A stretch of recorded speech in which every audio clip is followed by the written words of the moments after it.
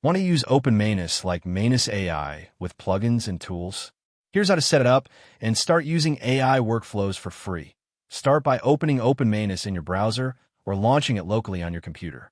Once the dashboard loads, create a new workspace or AI agent project. Open Manus allows you to customize your workflow by enabling different plugins and tools similar to Manus AI.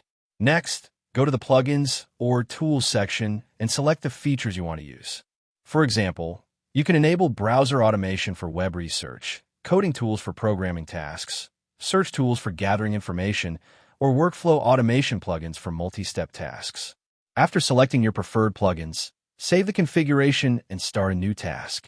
Enter a prompt describing what you want Open Manus to do, such as researching a topic, writing content, generating code, or combining multiple workflows into one process. The AI agent will then use the enabled tools to complete your request automatically. Now you know how to use Open Manus with plugins and AI workflows, just like Manus AI, for free. Thanks for watching, and see you in my next video.